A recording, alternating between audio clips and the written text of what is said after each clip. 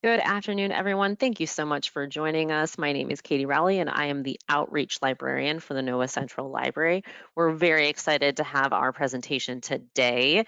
It's going to be focusing on retaining and advancing talent, ensuring staff experience an inclusive environment with advancement opportunities. A few logistics to kick us off. We are recording this seminar, so if you have to step away or if you would like to share this with a colleague, the library will have it recorded and up on our YouTube channel after the fact. This also means that if you submit a question, we will record that as well. It will record your name and your email so we can follow up with you after the fact. Also, we will take questions during this presentation. Please place them in the question panel since you are muted. We will take questions at the end of the presentation, so please stick around. And lastly, if you have any issues as in hearing or seeing the presentations, please chat me and let me know. I will try and help you, but the most effective thing is to close this application and reopen it. That solves most issues.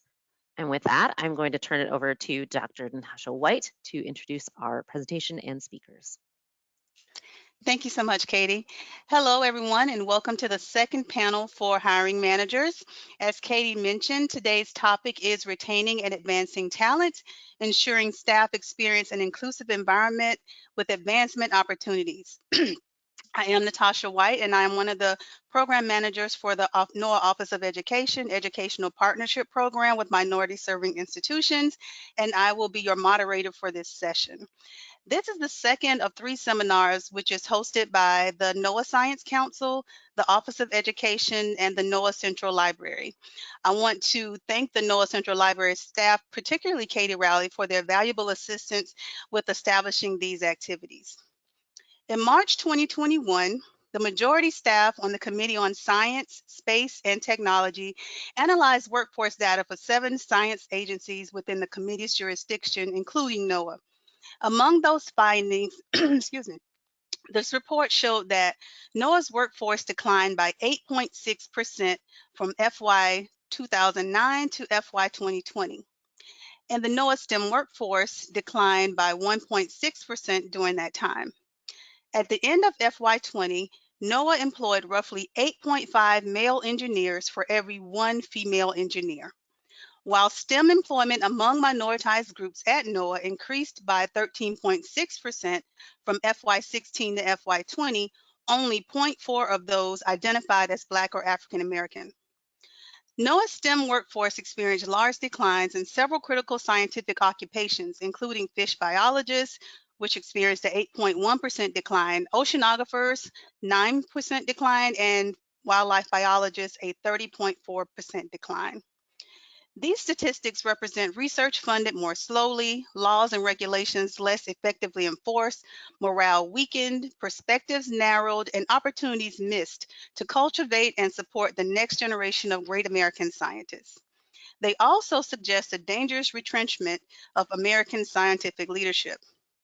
In order to address this, the NOAA Science Council then developed the Diversity, Equity, and Inclusion Tiger Team that provided guidance on best practices for recruitment and hiring of underrepresented groups in STEM. And from these recommendations, this series of webinars was created. The purpose of the first webinar was to provide information to hiring managers on the current composition of the STEM talent pool at NOAA supported education and training programs, and to outline the process of utilizing direct hire authorities to hire qualified candidates from that talent pool. This time, we will focus on retaining and advancing that talent pool through inclusive and advancing initiatives, as well as looking internally to see how NOAA can ensure that current staff experience an inclusive workforce with equitable access to advancement opportunities by all who are interested. I would like to note that the work of the NOAA employee resource groups are an integral part of our thinking when we're conceptualizing this webinar. Employee resource groups, for those who are unfamiliar, are employee-led groups who aim to foster a diverse and inclusive workforce, and they're aligned, which are aligned by the organizations they serve. If you are not currently actively participating in an ERG, you are encouraged to review the list of available organizations at NOAA, which will be provided along with the information associated with this webinar to see where your interest may lie. These groups are doing the good work and having the hard conversations that will hopefully bring about the impetus that creates a shift in the workforce culture at NOAA. Each of today's panelists have made significant contributions to ERGs during their careers. Our panelists have been invited today to share with us their experiences and recommendations as they relate to retention, advancement, and inclusion at NOAA. The full bios for each of the panelists can be found on the website description for this today's webinar. So at this time, I'll just provide their names and affiliations in order to save more time for the question and answer period at the end of the session. So our first speaker today will be Dr. Carlis, who is currently the Deputy Director of the NOAA Global Systems Laboratory and past Executive Board and co-founder of the Diversity and Professional Advancement Working Group. Next, we will hear from Tanja Fransen, a meteorologist in charge at Indo Weather Service Glasgow, and the past executive board she's a past executive board member of Women at NOAA. And then finally, we'll hear from Martine Yapur, who's currently the Deputy Director of the Interagency Meteorological Coordination Office and Chair of the Latinos at NOAA ERG. So I'd like to turn it over to Danae, and as Tanja provided instructions ahead of the event, please provide your questions in the chat. And Danae, it's all yours. Well, thank you for that introduction, Dr. White. I really appreciate the opportunity to really just kind of share my experience and some of the things that I've been thinking about for a long time with regards to retaining and advancing talent. And so we can go on to the next slide. So the points that I really kind of want to make today are really focused on the impact of the Diversity and Professional Advancement Working Group, some of the things that we've done with that particular organization. I want to talk about the definition of retention and advancement, ensure that we're all on the same page, and then talk about some potential solutions. And then I want to transition to diversity, equity, and inclusion being, different with regards to being in the field compared to being at headquarters. And then I want to encourage you all to be all in. We can go to the next slide. So the impact of the Diversity and Professional Advancement Working Group, the DPA Working Group. Dr. Michelle Hawkins from the National Weather Service. She's currently serving on a detail to the White House right now, and myself, we found this particular group back in 2014 based on a conversation with the Office of Education. If you didn't know, the Office of Education, NOAA's Office of Education, supports the Educational Partnership Program with minorities serving institutions. We have these individual grants, cooperative agreements with minority serving institutions such as Howard University, the Florida A&M University, City University of New York, and the University of Maryland Eastern Shore. Several of these are historically Black colleges and universities, but they're all minority serving institutions that NOAA provides support to. This program has been around for over 20 years, by the way. So NOAA has invested a lot in developing and training the next generation NOAA workforce. And so the fact that we have this pipeline of students that we've been supporting for 20 years, but there's currently only somewhere around 80 people that have graduated from these centers that are currently working at NOAA is really bad. It's actually kind of abysmal because we haven't taken advantage of the opportunity. And so with regards to the Diversity and Professional Advancement Working Group, we established this body because we have this group of people that come from a particular university to cultivate and focus on attracting, retaining, and supporting the professional advancement of underrepresented minorities at NOAA. And you see here, these are the three pillars that the group established. We went through a strategic planning process with the group. And so retention and advancement are two very, very important pillars. And if you were to take a look at the Diversity and Professional Advancement Working Group, There are several of us that have actually moved into senior type positions, kind of leadership positions over the years since establishing this group, because we're able to collaborate, because we're able to coach one another, because we're able to do kind of mentoring sessions with one another to help prepare folks for getting that next position. And so one of the biggest impacts that the DPA has made is with regards to the Leadership Competencies Development Program. We were able to provide recommendations to that program. And if you were to look, you'll notice that the LCDP is now one of the most diverse cohorts that have been around since the program started a while back ago. So we can go on to the next slide. So retention, employee retention is defined as an organization's ability to prevent employee turnover, either voluntarily or involuntarily. So why is retention important? Now, we all as managers want to keep the top talent. We want to keep our high performers. We want to keep them engaged in the work, in the mission that is NOAA. We also want to reduce turnover. It costs us money every time that we have to go out and do a hiring action because it costs us time. Now, we all know it takes a while to do some hiring within NOAA. So keeping that top talent and reducing that turnover is extremely important to our organization's overall success. And again, that high cost with respect to replacing that employee. Now, I think Natasha talked about it earlier. There's been somewhat of a brain drain with regards to STEM talent, because we do have a lot of talent leaving the organization, retiring. And so we need to focus on how do we keep those people that we have, and also how do we advance the people that we have as well. And so what are some different solutions with regards to retention? It takes leadership commitment. We are all leaders within our respective organizations. And it also takes accountability. You know, we need to make sure that in our performance plans that we're putting diversity, equity, and inclusion and accessibility metrics in our performance plans. It takes training. People want to come into an organization and feel like they belong, feel like they can get the things that they need out of the organization so that they can move on to the next level within the organization. You know, it also takes support and engagement. You know, the employee resource groups are a fantastic space, especially for people that come from underrepresented groups, to talk about some of the things with regards to retention and advancement and recruitment. And then if you've never seen kind of the MD 715, we have to use the data. We have to understand where we are with regards to diversity, equity, inclusion, so that we can continue to advance it. And so the question that I want to leave you is, what helps you to attract talent?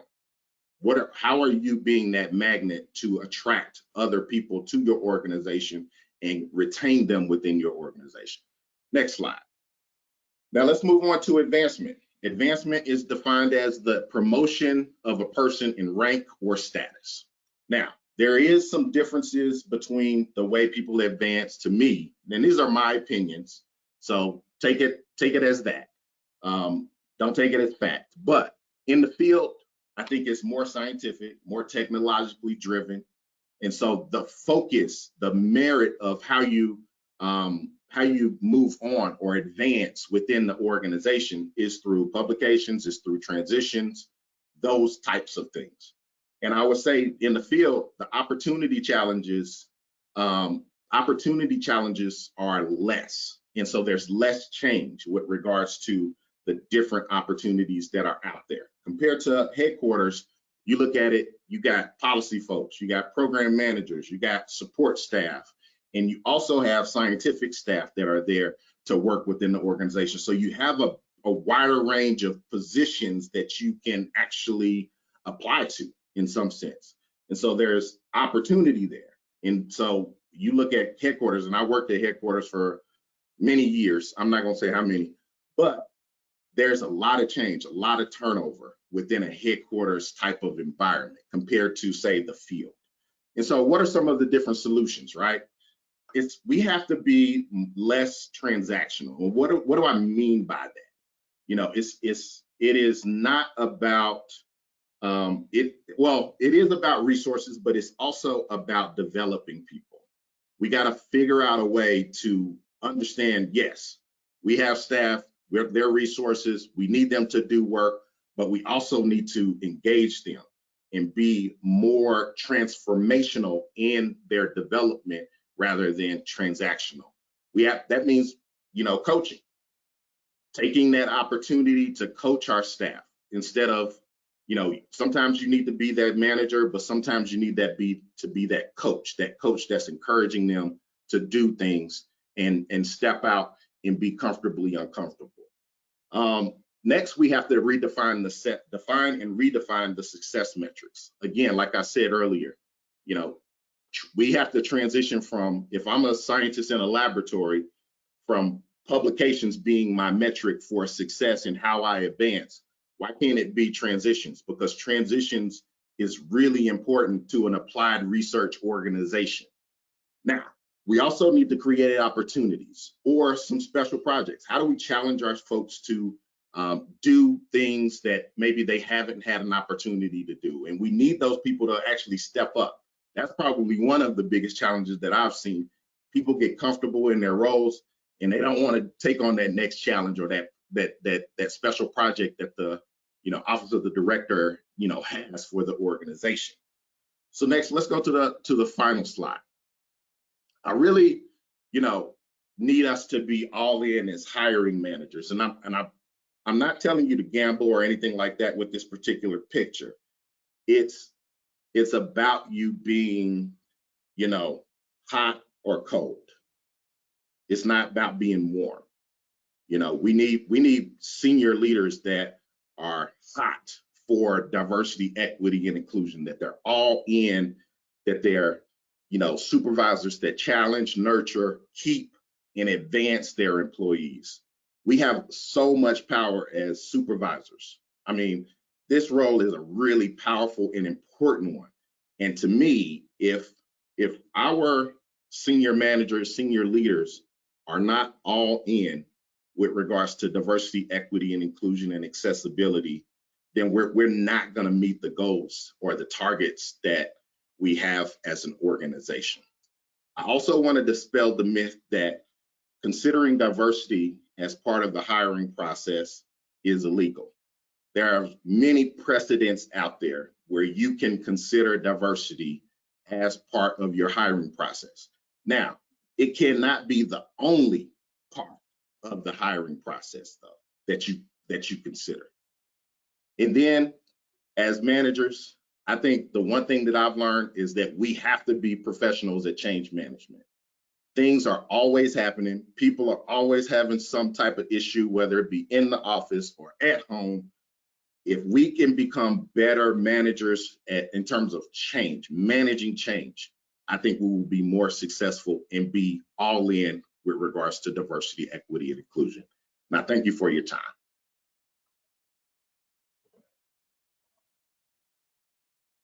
Thank you so much, Danae. Next, we'll be hearing from Tanja Fransen.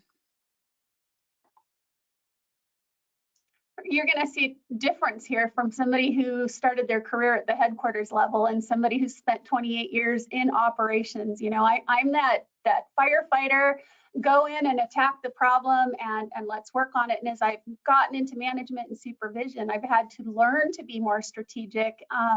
The Office of Education really helped me do that when we helped rewrite their strategic plan a few years ago.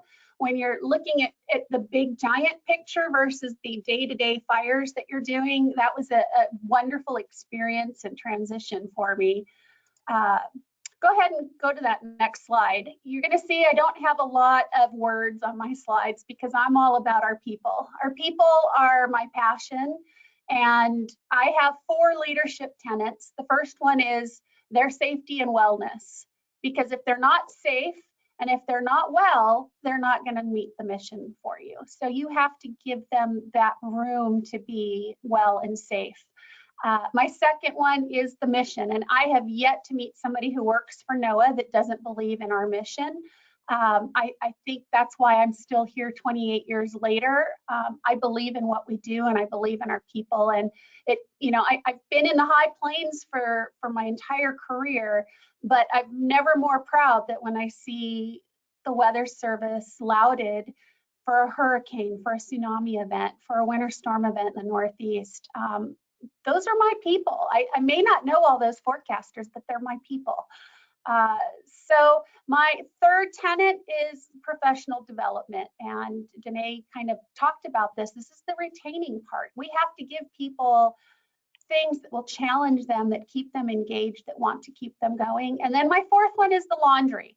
That's payroll, that's property, that's time cards, that's all that stuff. The laundry, if I got to do it at 11 o'clock at night because I'm working on number 1 and 2 first, then I'm going to do it at 11 o'clock at night because our people are first. So from the photos here, there's some stories to tell, but the upper left are 2 of the women that were in Glasgow. One of them was our pathway student. She's now one of our meteorologists. The other one has since been promoted to Anchorage. You got to have fun at work. If you don't have fun at work, it's hard to get people to want to come to your office. If it's kind of, if you don't hear positive cultural things coming from an office, you're probably less likely to want to work there. So staying fun is important. The bottom left is the American Meteorological Society. I do the vast majority of my recruitment. Remember, operational hands-on. I want to grab those students and talk to them. I can't tell you how many of them over the years that I've had 20, 30, 45-minute conversations afterwards, video chatting with them, talking about their resumes, giving them tips, because if we can't get them to apply, it's going to be even harder to retain. So trying to see that. And when you go to conferences like AMS, the diversity is amazing, but we're not getting all of them into our agency. The upper right photograph is the Western Region Belongingness and Inclusion, Diversity and Equity Conference. We did change our name to include equity. There are reasons that we need to give somebody a leg up sometimes. There's shorter people, there's taller people. We come in with different strengths and talents. We come in with different abilities. And so to make things equitable, you do have to do things different. One of the things that I hear a lot in interviews that I help with around the country, not just when we've hired over 80 people in Glasgow since I've been here, I've probably helped on another 25 panels across the country. When we ask questions about diversity, equity, inclusion, when somebody responds and says, well, I treat everyone the same. You don't. And we don't want you to treat everyone the same. We want you to recognize what people need and provide those resources for them. And it might be a little different. The bottom picture is Brad, Carlis, and I, all on the Western Region BIDE team at the time. My point here is, as Danae said, we have to be all in as managers and supervisors, and you got to put your money where your mouth is. So I served on this team. I served on the NOAA, the Women of NOAA ERG for several years. Get in there and help be that change and what you want to see. I'm on the Weather Service Women's Tiger team. There's 2 of them. One of them was focused on retention. The other one was focused on more building the culture in the offices, and let's address, sexual harassment, sexual assault, that's all black and white. There's a lot of gray area, and how do we make younger people and new people to our agency confident enough to speak up when the first slight might happen, versus letting things build up and get worse to the point where we have 955 investigations, which we never want to do. So we're working on improving those things. From where I started 28 years ago, I came in thinking I could change the world. And my first week, one of the older men in the little office I was working in says, so what are you going to do when you get married and have kids? And I kind of chuckled, because the first assumption was that I was getting married, and the second one was that I was having kids. And then the third unsaid assumption was that I would not do shift work and I would just leave and go and be a stay-at-home mom. And, here I am, raised 2 kids. did the shift work, did the traveling. It is possible. I know it's not easy, but it is possible. And the bottom right, I just want to say, if you ever get an opportunity to meet leaders in the organization, take it. I got an email on a Saturday night from Admiral Gallaudet one time, and he said, if you ever get to DC, I would love to meet you. I love what you're doing with the BI team, blah, blah, blah. And just ironically, I was leaving Monday morning to fly to DC. And so I told him, and I said, look, Wednesday, we're done at noon.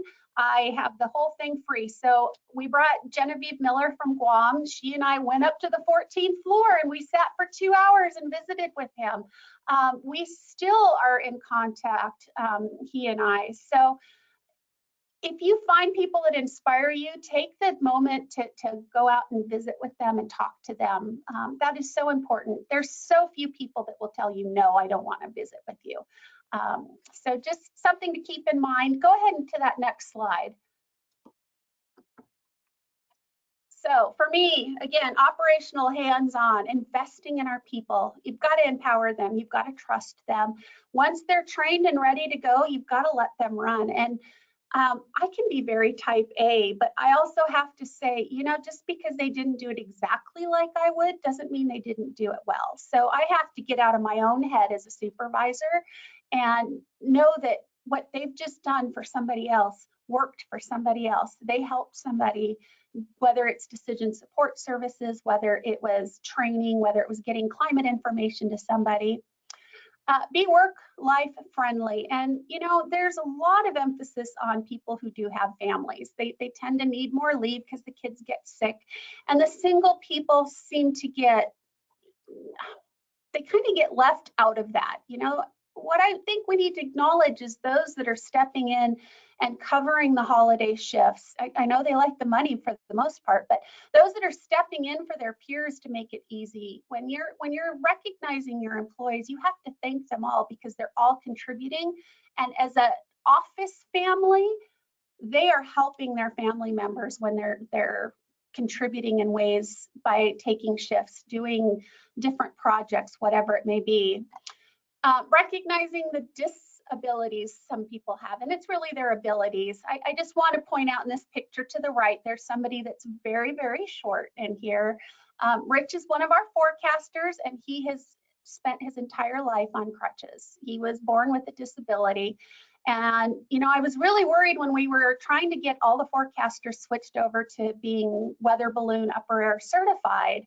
And I was worried, will his crutches get in the way with the strings and all of that? And you know what? I just had to get out of the way. He went out there, figured out what he needed. He got it done.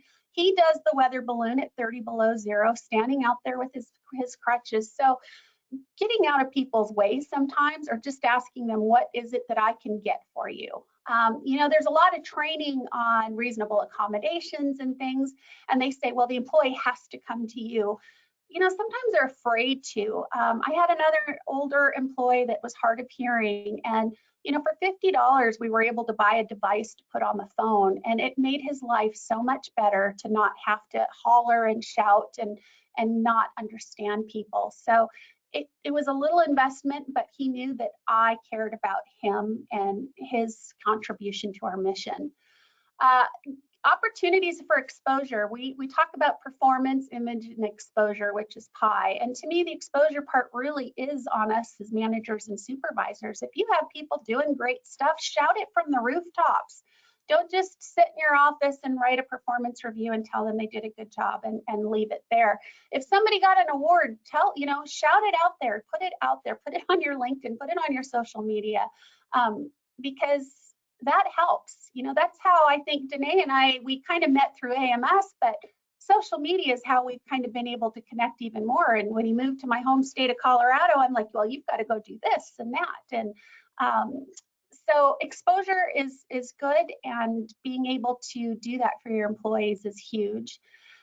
Pushing your employees, sometimes it takes some encouragement. They get comfortable. They like coming in, working that 8-9 hour shift, and sometimes you have to tell them, look, you've got more in you. I know you do. I think that there's other opportunities, and you have to let them see that light, and you have to let them know that you're confident in them. And then it's kind of like watching plants bloom, right? You give them a little sunshine, some water, and some fertilizer, and just let them do what they can do. Students to me are huge, mentoring and coaching. I've been involved with AMS now since about 2007, and the student conference is where I get energized. I love talking to them. I have connected with many of them on LinkedIn, and just sitting there and giving them some thoughts and advice on what is needed. And you know, the talent that's out there is outstanding. We always say, boy, if I had my resume then now, I would never get in. I think we were all type A enough that we would still get in. But we've got to recruit. We've got to be out there speaking to these folks. You know, every job opportunity that I'm involved with, it's out there on social media. It's on LinkedIn. It's everywhere I can get it to bring the most people in. And it really has helped for me to bring diversity in. You know, the fact that I've been able to hire a young Black woman from George Washington University in DC. She drove all the way out in a little U-Haul for a pathways position in the IT position, and to rural Montana, a town of 3,500 people. And you know, she was so brave for doing that. And we brought in somebody from Puerto Rico that applied twice. It wasn't just the first time. They applied again when they didn't get the job the first time. And you know, do I need a Spanish speaker in Northeast Montana? No. But does the Weather Service need a Spanish speaker in our agency that's being nurtured and developed? Absolutely. And now they're a manager in another office. So getting out there to me is huge. I reach back to applicants that we didn't select, and I give them feedback on interviews or their resumes or what they can do to help become a little more selectable maybe. The other thing, I'm reaching back to applicants. The last 4 or 5 positions I've hired, it's always been my second person for the previous position. So that person, you know, I didn't have 2 vacancies, I only had 1, but I'd call them back and say, look, we might have another one in about 4 months. If things work out right, I would really love to see your name again. And that's perseverance. Boy, they came back. They didn't get upset. They weren't, you know, mad about not getting selected the first time. So boom, here they are, and in they come. So building that relationship, even with somebody you may never see again, is important. And being real, a two-way street. When I first did management and supervision in the Weather Service, there was a supervisor from an office that came to talk to all of us. And her leadership philosophy was that she never engaged with any of her staff outside of the office, ever. She didn't tell them anything about her personal life. And I'm sitting here as an extroverted people person going, why would you not know who your people are? And so our staff in Glasgow, I know their families, I know their struggles, I know their troubles, they know mine. They know that last year was the worst year of my life. And when we can all be honest and vulnerable and real with one another, those really build the trust relationships. So I think, do I have one more slide left here? Real quick. Maybe? There we go. All right, so pushing our people. There's a lot of opportunities that are out there. So little rural Glasgow, Montana, 3,500 people, which a lot of people look their nose down at going to a rural community. We have 3 people who are involved with NOAA ERGs, which I think is pretty fantastic to have 3 people involved at a NOAA level. IDPs, we do go through and create those, and what do they want to accomplish? It is their plan. It's not me pushing on them what I think they should be doing, but I want to know what they want to do, because I need to be able to carve out that time, maybe the resources financially, to give them those accomplishments that they're looking for. I might coach them through some things that they hadn't thought of, but you know, that it's their IDP. It's what they want to do. NRAPs and now Lantern, I certainly encourage people to take a look at those and see what opportunities are out there. I was just thinking there was a position at headquarters recently that was pretty high up there, and it was, I think, with facilities And I think the budget was, hundreds of millions of dollars. And I looked at that and I thought, I have an $8,000 local office budget. How am I going to manage a $200 million budget? Maybe this is a good lantern opportunity for some supervisors who want to go higher up the ladder to learn about budgeting at that level. So mentoring is huge. I think Danae's talked about it. I'm sure Martin will hit on it as well. But we started the Weather Service mentoring program when we realized that the NOAA one's a little intimidating for early career people. It's a great program, and they're the same platforms, but just getting connected at that Weather Service level was huge for us. When I got on the council of the AMS, my first goal was to get mentoring within the American Meteorological Society. We did that within a few months. The Weather Service program took me about 6 years. So there's government and organizational changes there, but we got them done. And again, I'm all in. I help bring 2 programs in that are going to bring success to people in the future. And my final comment is the answer is always no if you don't ask. Somebody pointed out that the 3 of us are all graduates of the AMS policy colloquium. And for years I thought, oh boy, that's a big cost. Our local office budget can't afford that, blah, blah, blah. Finally, one year I said, you know what, it's my turn. I'm gonna try this. And I sent an email to my supervisor in Salt Lake City, and within 5 minutes, he wrote back and goes, give me 5 sentences on why you wanna do this and I'll nominate you. And Weather Service headquarters paid for it. I thought it was gonna come from the local office budget. Sometimes you just don't know those procedures. So it's always gonna be a no if you don't even ask. And then it still might be a no even if you do ask, but it has more than often for me been a yes. So those are my final words, and we can go over to Martin now. Yes, thank you, Tanya. Next, we'll hear from Martin Yapur. Thank you very much, Dr. White. What a pleasure to share this panel with Dr. Carlis, who I known for about 20 years. It's so fascinating to see how our careers are evolving and how our paths continue to cross one with the other. And Tanya, well, I have been friends with Tanya for the last 20 minutes, so I am looking forward to the next 20 years. I really appreciate this opportunity to talk to you because I consider myself a product of recruitment, retention, and advancement in NOAA as a whole, with the resources that NOAA has provided over the last 20 years. So I must warn you that this presentation or this set of ideas that I'm going to provide to you are really based on all my experiences since the day I started in NOAA.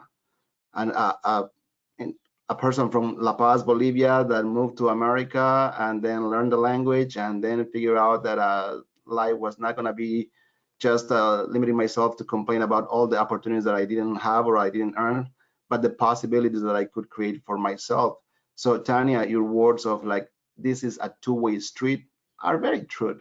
It's not just what our organization can do or provide to us, but what we can do ourselves for ourselves and for the organization as well. So let's go to the next slide, because I do want to emphasize on the fact that there's some sort of revolution going on in NOAA. 5 to 6 years ago, some floodgates were open, and I think I was there in the moment in which our administrator got called by the Assistant Secretary of Environmental Observations and Prediction. I'm not going to say their names, but they were very poignant in saying something is going on in this organization. Everybody looks the same. It shouldn't be like that. And that administrator took that very serious and started talking to the senior leadership and having a series of conversations that led to many initiatives. One of those being the Employee Resources Group. What is an Employee Resources Group? I know most of you may have a grasp of what it is, but it's just a simple definition. It's a voluntary employee-led group formed around a shared characteristic or common interest. So notice that employee-led.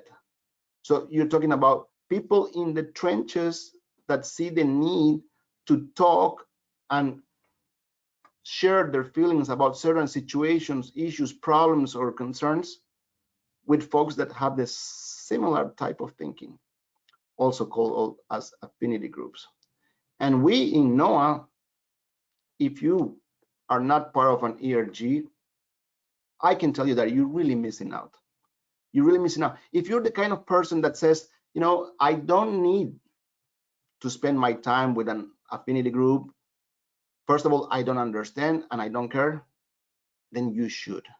Because by doing that and coming to some of the meetings that the different ERGs within NOAA provide, you will start understanding what are the problems, concerns, issues that others have, and what they're talking about, and what the solutions that they're trying to bring. Again, two-way street. It's not just why our organization is not doing this for us. Why can we not advance our careers? Why can we not have better opportunities? Why the West operates different than the East or the North or the South? Well, come to these meetings. You'll see a confluence of information. You'll see a myriad of folks that are talking about problems that are so real, not just for the ones that they feel have some problems, but I can guarantee you for the majority of the workforce of our organization. I do share with Tanja the fact that I have yet to meet the person that really, truly not been here. But this can be done better. We have resources at hand, and it's not only about money or budget. We have resources at hand that are still on top, they're not well understood, and not many are taking advantage of. Working with the line offices to me has been perhaps one of the most rewarding parts of my career, not only professionally because of the work that I do, but personally. The people that you meet and what you learn from them, you walk in other paths, you walk in other shoes, and it really expands your horizons and makes you feel, you know what, I don't think I knew all that and I should have known that. As a matter of fact, I probably would have saved some months, years of falling into pitfalls in my career had I known what others go through and how they fix those problems. We have a number of organizations throughout the federal government that are also starting to focus on this. The ERG and affinity group is not a relatively new concept. They've been there, but it's not until now in which the workforce is really taking matters into their own, and this I'm using it in a good way, that we're becoming more influential. Our voices are getting heard, and then we're starting to sit at the table. That just means something for NOAA. We will be a better agency. So let's go to the next slide, please, as I do want to reflect on something that is very important to me as a manager, as a hiring officer, and I label these the colorblind detention. So what are we really talking about here? The qualifications that people needs to have when they get hired. What is a best fit, so to speak? Like, oh, do we get along with these folks? As Tanja was showing some of her pictures, it occurs to me that, you know, these are folks that we spend more time sometimes that we are with our own families. So yeah, a best fit matters, but is that the whole point? Personal interaction, where they come from, what they know, what's the cultural competency. These are some definitions that sometimes we don't know really what they mean. We focus on the job at hand and we want to have the best resources possible to accomplish what has been entrusted to us. But do we really take the time? Do we really pay attention in saying, okay, where should we be looking at these resources? Again, thanks to Dene and Tanja, AMS, AGU, SACNAS, a number of organizations that can really provide us with some pretty useful lessons learned.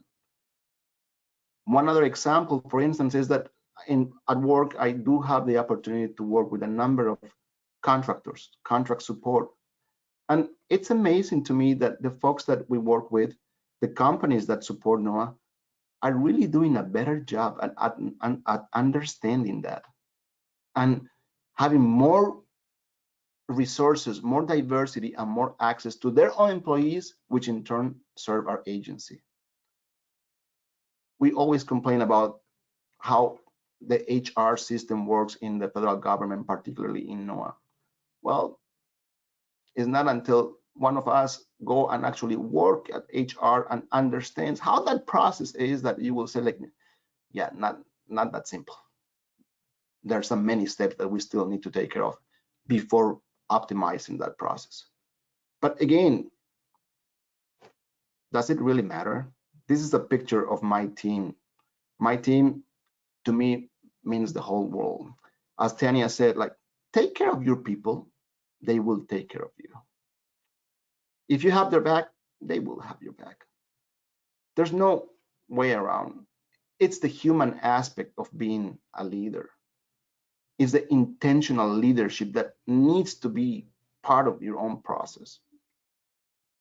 Building teams, perhaps, to me, the most important element to be successful.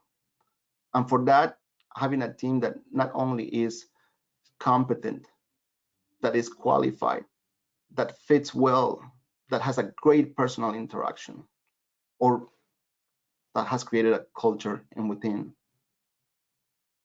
Great, those are very important points.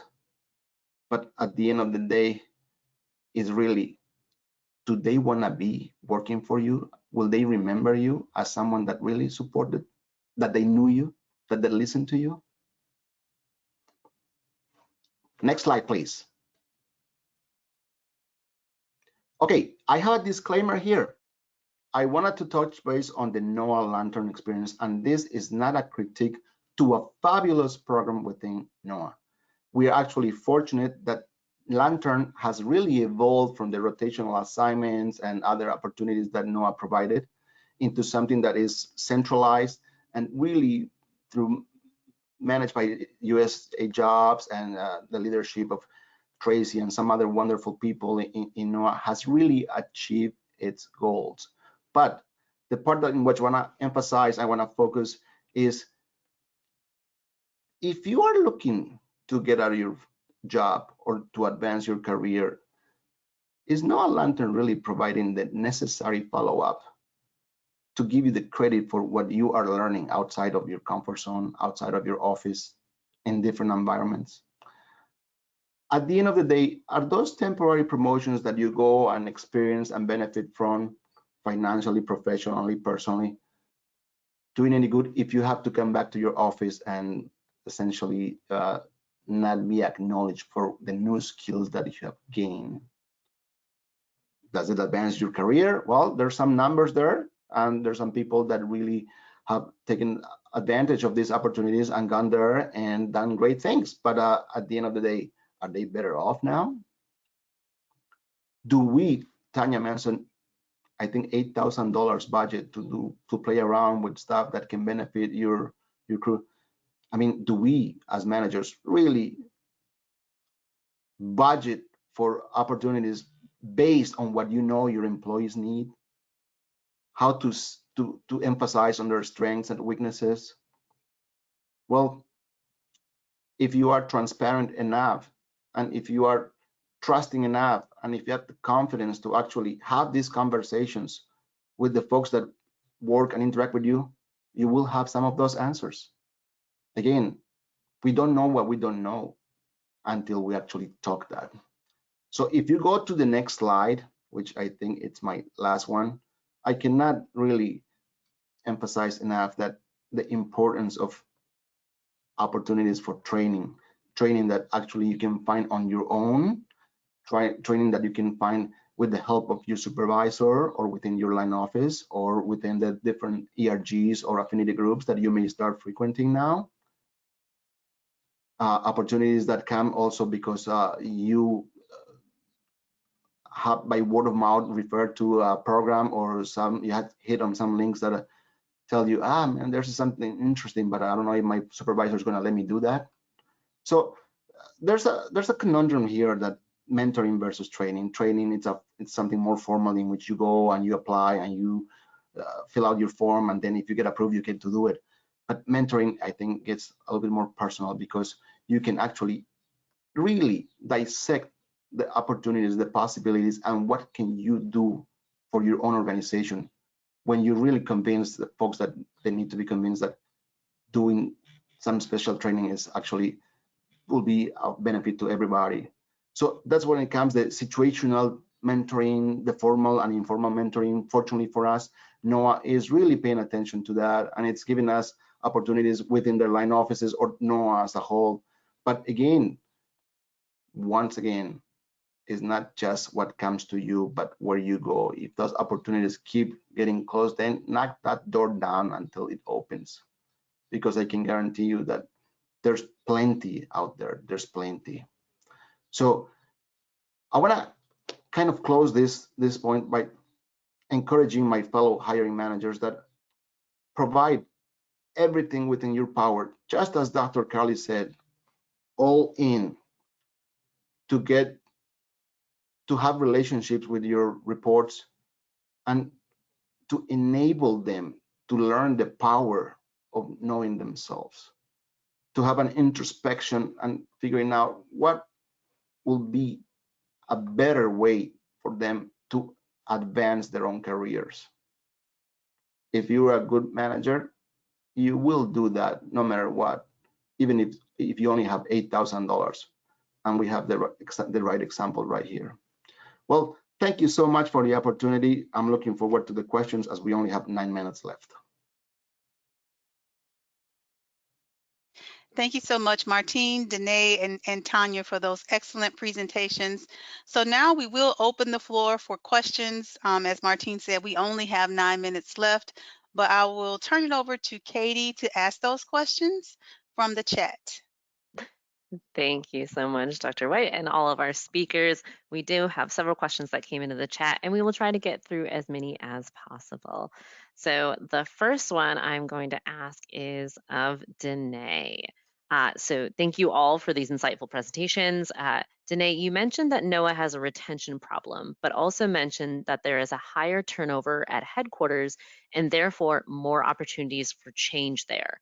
Can you provide a reason why turnover is so high at headquarters and why this should encourage people to want to seek opportunities there if the turnover is so high? Yeah, I mean, I think I kind of referenced it a little bit. Thanks for the question, whoever asked the question.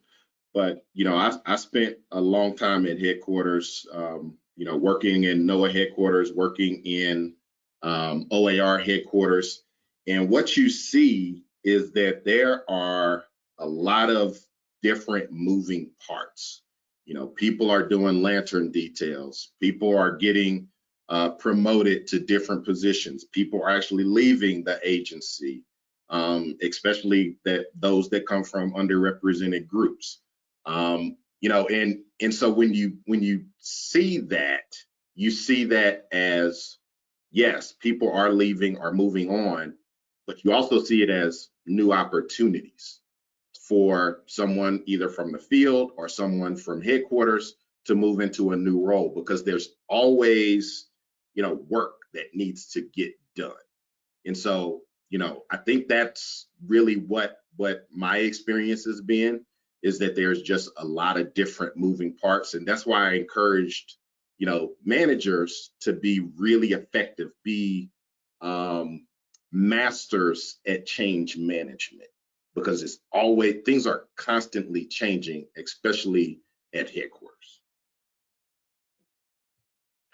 Great, thank you. Our next question is going to be for Martine. It sounds like you think the lantern positions need to be more integrated into promotion potentials and added responsibilities upon returning to your old position. Is that a correct interpretation of your remarks? No, not necessarily. What I attempt to describe there is that there needs to be a more serious follow-on on the actual experience, because the lantern program, I don't think it was designed for you to be promoted, but the follow-up is not quite happening either. So what happens when the folks return to their home offices and they find out that thank you, now that you spent 3 months away, now we can continue working with you. So I think, and this is something that I would like to talk with the managers, that in ways in which we can potentially enhance the experience by having a follow-up process. Great, thank you, Martine. Tanya, What do you think is the main problem with the retention of women in the weather service, and what solutions could you recommend? 15 years ago, I recognized this when a lot of the people in my forecaster development course, I think we were 15 women and 5 men in there, or maybe 3 men, which was a shock to everybody that had all these women. But I think here we are, and only 3 of us are left. Everyone else left, and the shift work is not easy. There's some pros, appointments in the middle of the week and those types of things, but that's the big drawback. The other one is when I first started, having a baby and breastfeeding in the office was kind of like, what? You can't do that. That's certainly become more mainstream and not a big deal anymore. It's really hard sometimes being a mom and shuffling everything, even if you have a supportive spouse to do these things. So I think that's one reason. Another reason is I went to look up the number last night, and I found it in Harvard Business Review from 2014. I've seen it vary though, but anywhere from on an application, when you see the knowledges and the skills that are required, a woman looks at that, and if she meets 80 to 100% of those, then they'll think about bidding and applying for those positions. Whereas for a man, it's 50 to 60%.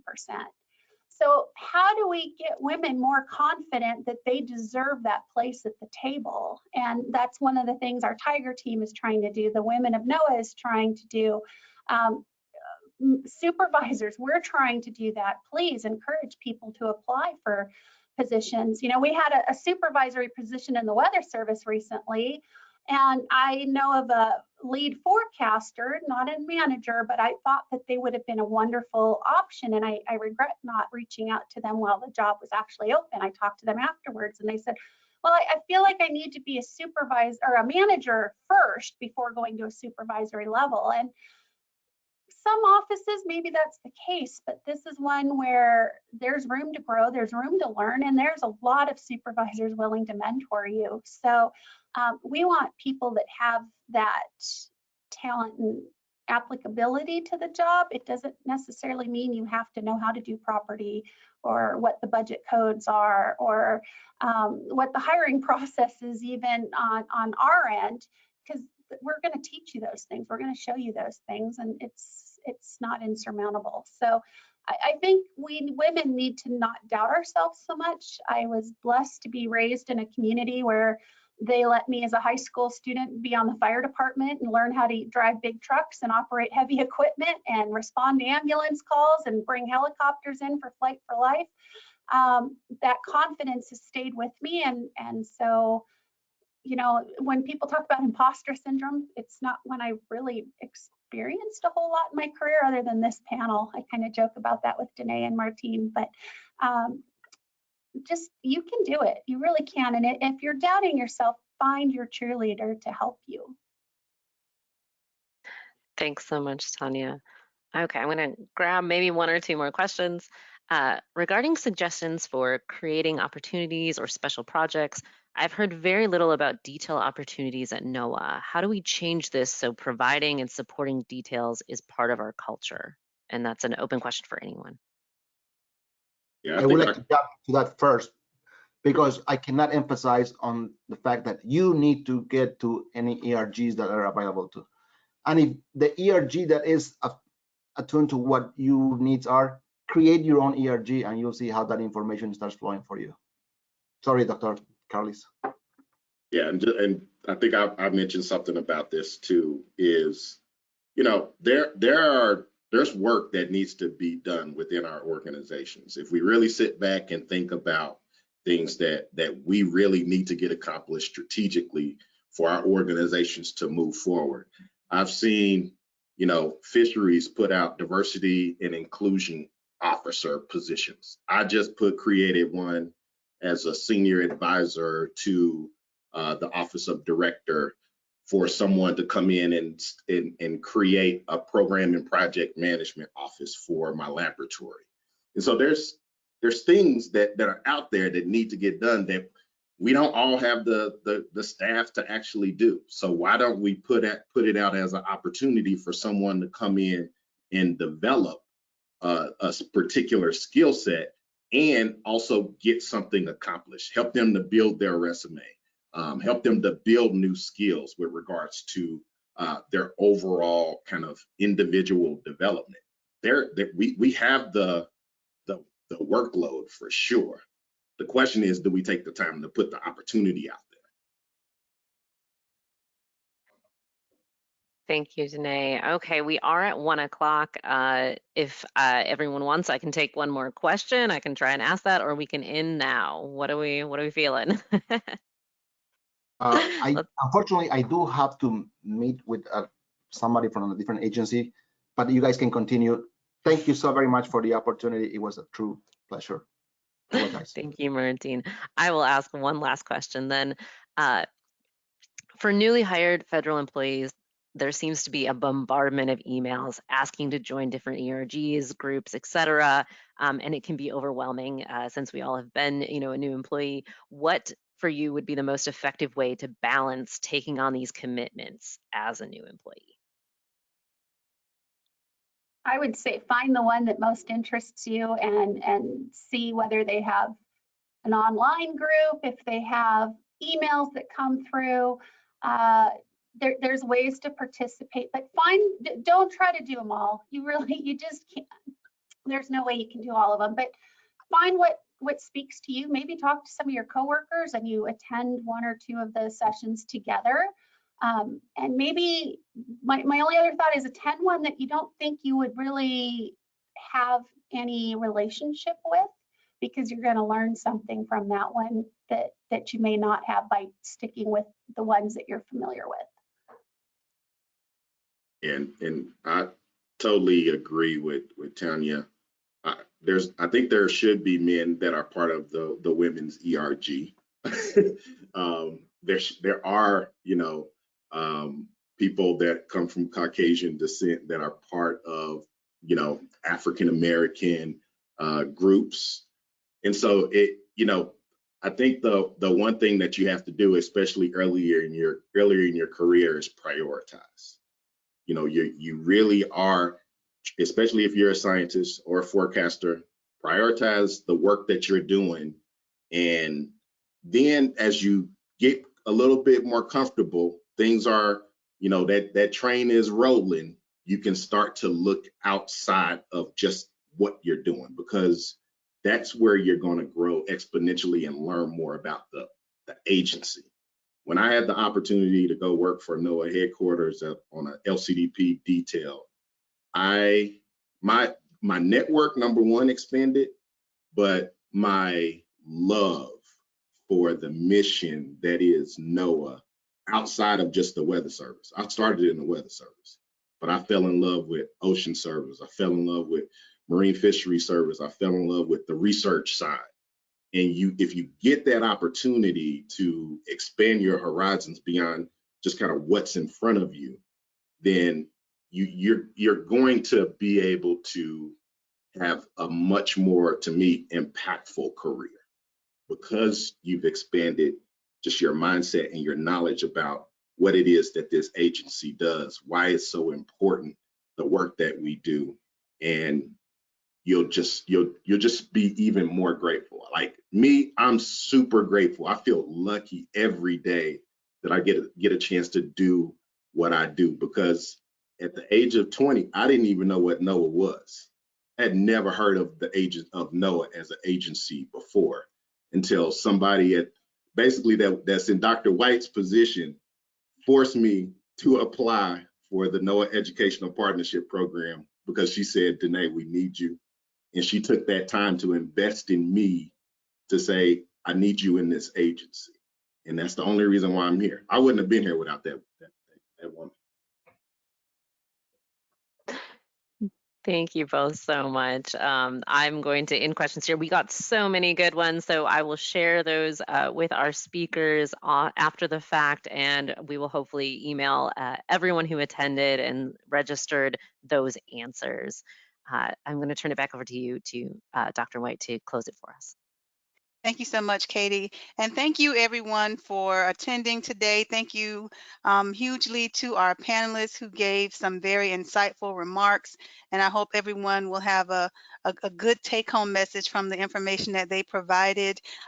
Please be on the lookout for our next seminar, which will happen this summer, and it will be focused on equity and belonging. So I want to again give a big thank you to the panelists, and thank you, Katie, for all of your assistance with making this a successful event. And everyone enjoy the rest of your day.